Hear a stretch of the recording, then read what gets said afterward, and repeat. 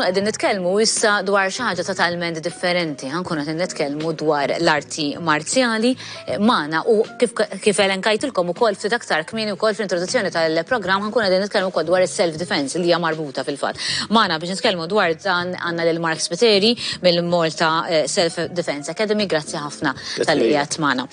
Mark, kombinazzjoni fil-bidu tal-programm fil-fatt kelli mistiedna u għamlet kienet qed titkellem fuq studju li għamlu fuq l-adolescenti 15-16 year olds u kienet qed tara kif dawn l-adolescenti minn forsi 5 snin ilu law jekk kienx hemm żieda jew tnaqqis fil-dak li huwa pereżempju tipjib, alkohol u hekk. U tajli biex ġejja. Jiena nemmen ħafna fl-sports. Jiena nemmen li dawn huma affarijiet li jistgħu jbedu l-itfal tagħna mill-vizzi bħal huma l-alkohol u bħal huma s-sigaretti u anki droga. U allura meta qed nitkellem ma' xi ħadd li ħajkun bħalek, żgur li nixtieq li ħafna ġenituri jiftu ftit għajnejhom u widnejhom għaliex dawn imma rridu nrabbuhom nibdewhom it-tfal meta jkunu żgħar 3 snin, 4 snin. X'jekk nibdewhom meta jkollhom diġà 14 mhux ħajabdu. Mark, kellimni ftit fuq dawn l-arti marzjali. Mela, il-kelma arti marzjali taħta tiġbor ħafna stili differenti. Bażikament arti marzjali hija sistema li wieħed jitgħallem biex mainly jiddefendi lilu nnifsu jew in-nies ta' madwaru. Hemm ħafna stili, judo, kung fu, karat, boxing, hemm ħafna stili. L-għan prinċipali dejjem jibqa' dak li jkun jiddefendi ruħu. Issa, bħal kull disċiplina sportiva oħra, ovvjament, il-benefiċċju ma' ħafna. L-iktar wieħed huwa l-ewwel li ovvjament tibda tiġi iktar fit, iktar b'saħħtek, iktar flessibbli, iktar ħafif fil-movimenti. U mbagħad ovvjament il-għan prinċipali dejjem jibqa' li wieħed jiddefendi ruħu. Mela biex norbot mal-li attenti, jiena naqbel perfettament kif taf ġenitur ukoll. U it-tfal jgħinhom ħafna anke żgħażagħ teens ġifieri meta inti qed tagħmel sport, qed tagħmel attività sportiva, l-arti marzjali ovvjament huwa wieħed minnhom. Dak li jkun qed naraw tfal żgħar, ħajjinhom ħafna jibqgħu il-bogħod minn dawn l-affarijiet li semmejt inti, alkohol, droga. Ekku. Ġifieri jgħin ħafna u iżhom il dak li jkun moħħu aġġornat, moħħu għaddej. U ovvjament minn daw distractions biex nistajdulhom hekk. Kien hemm din ħafna perċezzjoni naħseb fl-antik iktar milli issa illi l-arti marzjali hija biss jew hija iktar imxaqilba għas-subien, però hawnhekk qed naraw anke mir-ritratti li hemm ħafna bniet ukoll fiha. Jekk kienet hekk inbidlet ovvjament l-aħħar snin, illum anke l-ġenituri huma iktar aware illi huwa importanti li tiddefendi ruħek, illi tkun b'saħħtek, illi tkun fit, il-kelma bl-Ingliż. Ġifieri kif qed tara ritratti ġifieri għażilna ftit minnhom, qed naraw iktar tfal żgħar, qed naraw iktar tfajliet, qed naraw iktar nisa wkoll, ġifieri taħlita kif għandu jkun ovvjament illi kulħadd jinteressa ruħu biex l-ewwel ħaġa jħossu b'saħħtu u tieni ħaġa jkun konfidenti, jkun jista' jiddefendi ruħu. Ovvjament m'hemm xejn li issir aggressiv fiha, ġast inti tkun kapaċi tħossib lilek innifsek. Ekku. Tajjeb għadek kif għamil dak il-punt, tajjeb illi wkoll nispjegaw illi mhuwiex sport tal-ġilied. Le, ġifieri huwa. Min ikun f'dan l-isport iktar joqgħod il-bogħod mill-ġlied, iktar joqgħod il-bogħod mill-vjolenza, ġifieri inti il-mod kif wieħed ovvjament jitrejna u jitgħallem huwa illi ġlied u l-vjolenza u l-inkwieti joqgħod il-bogħod minnu u jekk ovvjament ħajnqala ħadd tiddefendi ruħek. Ġifieri biex inti żżomm lilek innifsek sikur, safe. Bħala sport l-arti marzjali naraw ukoll bħala sport iddixxiplinat ħafna.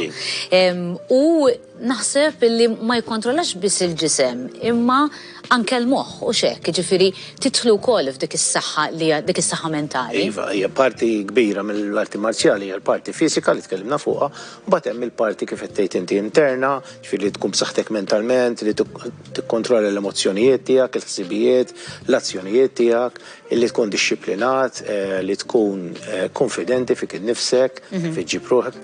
Daw kollha jorbtu flimkien jiena narahom milli qisu qed tagħmel bniedem sħiħ iktar, fimt? Kemm il-parti fiżika li tkun b'saħħtek li tkun kapaċi tiddefendi ruħek u l-parti iktar interna kif qed tajt inti fi training tagħna jkollna meditation, jkollna training tal-breathing biex wieħed jikkontrolla lil nnifsu u kif jgħinek da li jekk ħad tiġi f'sitwazzjoni fejn għandek naqra kontrik, ħad tkun iktar kalm inti, u ovvjament l-actions tiegħek ma jkunux forsi over the top, mort over, fimt? Ġifieri aħna qed nitkellmu wkoll allura li dawn pereżempju tip ta' meditation u hekk ħajkun qed jgħinek anke fil-pressjonijiet u fl-isfidi li jkollok fil-ħajja ta' kuljum mhux hekk Mark. Ekku. Mbagħad daw l-affarijiet ħajjejnuk pereżempju qed nitkellmu fuq żgħażagħ fl-istudji tiegħek.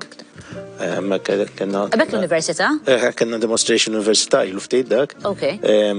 Iva, hemmhekk konna din nispjegaw kien hemm żgħażagħ u nies tal-università li movimenti dak huwa ħwejjeġ tradizzjonali tal-Kung Fu, stil li nitrejnaw aħna, li kont qed ngħid illi ovvjament da training ħajjejnek ukoll fil-ħajja ta' kuljum. Ix-xogħol, l-istress tagħna, l-istress tal-istudju, sitwazzjoni differenti tal-ħajja ħajamluk iktar konfidenti u iktar kapaċi tirreaktja b'mod pożittiv. Okay. Mark, x'in id-differenza ġendan Eżatt, dak huwa li tal-meditation, sorry tal-liftek. Ġifieri xi tkun qed tagħmlu hawnhekk? Tkun qed tikkalma il-menti, normalment irid ikun post kwiet, tradizzjonalment jekk tara l-Asja jkun ġaġnien, post kwiet, fejn inti tikkontrolla n-nifs, tikkontrolla l-ħsibiet tiegħek u tipprova tikkalma biex inti tiġi f'sitwazzjoni vera still, vera kwieta. Ġifieri dak huwa basic ħafna. X'in id-differenza bejn l-arti marzjali differenti? Ġifieri għax inti semmejt li l-kung fu, l-karat, il-judo naħseb ukoll. X'in id-differenza? Wieħed kif ikun jaf jekk għandu xibda wieħed u mhux l-ieħor? Kif ħajkun jaf? Huma l-għan tagħhom huwa kollu kważi l-istess, huwa li wieħed jiddefendi ruħu issa. Hemm modi differenti, ġifieri jekk inti ħatiħu boxing biex insemmu u iktar ovvjament bl-idej. Għandek il-judo, għandek ħafna iktar throws, ħafna iktar mal-art. Bħal karat u kung fu, per eżempju, għandek ħafna iktar bl-idej u bis-saqaj. Issa. Hawnhekk qed naraw sensiela ta' ritratti, dawn vera ġbuni fil-fatt għaliex qed turi kif inti qed tiddefendi minn aggressur u x'hekk. Eżattament, u dan huwa qisu li joħroġ mill-martial arts, mill-arti marzjali u jmur mbagħad fuq id-difiża personali, self defense, fejn inti li taf ħadd użah f'sitwazzjoni fej tista' tiddefendi ruħek. Ovvjament huma ritratti photo session, però hawnhekk qed nispjegaw kif diedem jista' jiddefendi ruħu sewwa. U jekk persuna, għax pereżempju di oħra, ġifieri jekk persuna hija żgħira fl-istatura, xorta tista' teleb il xi ħadd li huwa ikbar? Jekk kun trejnja tajjeb mhux ħanajt ħadkun eħfef sewwa x'inti tista' tolqot u tattakka postijiet sensittivi u vulnerabbli tal-ġisem, tista' tuża s-saħħa ta' dak li jkun kontrik, ġifieri mhux ħanajdlek ħadkun faċli daqs kieku inti ovvjament għandek struttura kbira, però il-mod kif nitrejnaw aħna jew l-arti marzjali ħajjejnek biex inti tkun tista' iktar tiddefendi ruħek b'mod effettiv għad differenza ta' bniedem li qatt ma trejni ovvjament. Konna qed ngħidu l-ewwel mela disċiplini sportivi differenti għax ritratti. Huma kollha differenti sewwa, ġifieri simili nħobb qabel ma' sfejn jiena kollu sfejn, però hemm stili differenti. Issa ovvjament inti meta ħad tipprova tinkiteb fi skola, ħad tipprova tieħu l-tfal pereżempju, tipprova tara inti it-tfal jew inti x'tixtieq tilħaq. Jekk inti tixtieq pereżempju għat-triq biex tiddefendi ruħek, ħassib martial art li huwa aktar effettiv. Jekk forsi għandek tfal jew żgħażagħ iridu kompetizzjoni, jew forsi jsifru barra, hemm martial arts li iktar jibbażaw fuq dak l-istil. Ġifieri jiddependi fejn xi tilħaq. Dak li jkun irid jagħmel ftit riċerka, forsi jmur jara l-clubs, jiena dejjem hekk nissuġġerixxi mur ittawwal, tkellem mal-instructors, mur ara lezzjoni, forsi titkellem u tara ovvjament jappella x'għalik sewwa. Simili bħal meta nagħmlu sport, u tuħu l-tfal tiegħek jew tmur inti u tara naqra training kif isir simili sewwa. Okay. T-tfal, milli meta jistgħu jibdew jipprattikaw? Aw scale differenti jadottaw sistemi differenti, ma jisu bħala bażi, bħala average, jisu minn 5 snin, 6 snin il fuq. Iżgħar naħseb ikunu ftit żgħar biex jifhmu il-kunċetti ta' arti marzjali u anke l-attention span tagħhom tkun ftit batuta. Allura normalment isu minn 5 snin il fuq huwa l-età ejja ngħidu hekk rakkomandata. Taf issib min jaċċetta iżgħar, forsi jkollu kids classes maħdumin għal tfal ftit iżgħar sewwa, ma jiena nħoss li dik l-età jkunu f'pożizzjoni jibdew jitgħallmu, jibdew jifhmu x'inhu punch, x'inhu block, x'inhu allura jkun jistgħu jifhmu aktar aħjar sewwa. Inkun korretta Mark jekk ngħid illi żdiedet il-popolarità f'dak li huwa arti marzjali jew Malta? Iva. jiena ili biss nagħlem kważi 20 sena u ili nagħmel martial arts iktar u nemmen li żdiedet ħafna kemm l-informazzjoni l-interess fiha anke tara ritratti u clubs Malta lokali u anke barra l-attendenza żdiedet kif għadna qabel id-diversità tal-istudenti nbidlet ukoll hemm iktar tfal, hemm iktar teenagers.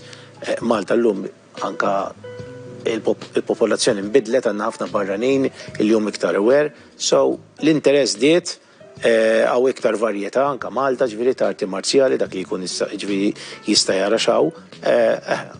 Nek immorru lura fi żmien żgur li żdied ġifieri sewwa tgħid. Okay.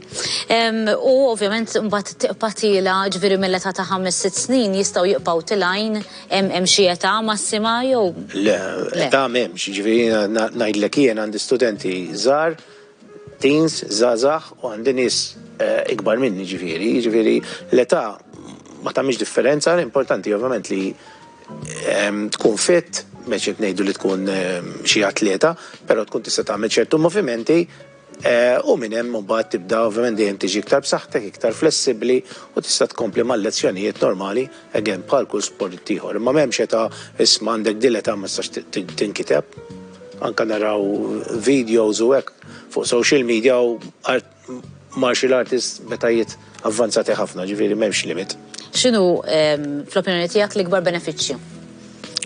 Jiena għalija huwa li tkun tiddefendi ruħek, ġifieri għax jiena nemmen li saħħtek u ħajtek u nista' madwarek li tkun kapaċi tiddefendi ruħek, mhux bil-fors b'azzjonijiet vjolenti ta' tnejn, anke kif tikkomporta ruħek fit-triq jew tintaqa' ma' xi ħaġa jekk ma tkunx taf kif tirreaktja, l-oġġett jista' jiggrava. Ukoll ovvjament tidħol f'dinja għax inti l-arti marzjali normalment ġejja mid-dinja Asjatika sewwa, ġifieri qed tiskopri xi ħaġa li hija differenti forsi minn sports ieħor, mhux qed ovvjament nikkritika sports ieħor, però dik hija xi ħaġa sabiħa wkoll li tiskopri metodoloġiji ta' ħsieb, sayings tan-nies Asjatiċi li dik hija sabiħa wkoll. U tiskopriha as you go along u iktar matura fl-isport tiskopriha wkoll.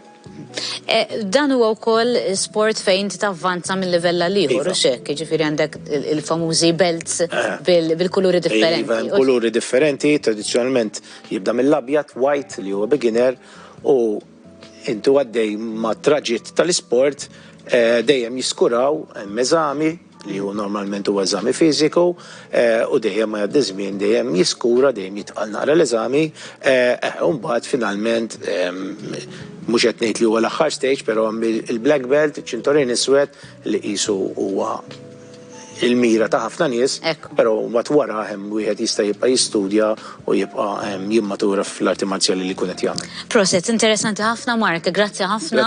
Nittamaw li nkunu ħajjarna ftit iktar nies ukoll biex jissibħu jieħdu ftit interess ukoll f'din id-disciplina sportiva. Grazzi tal-istudina. Mela, ħankunu qegħdin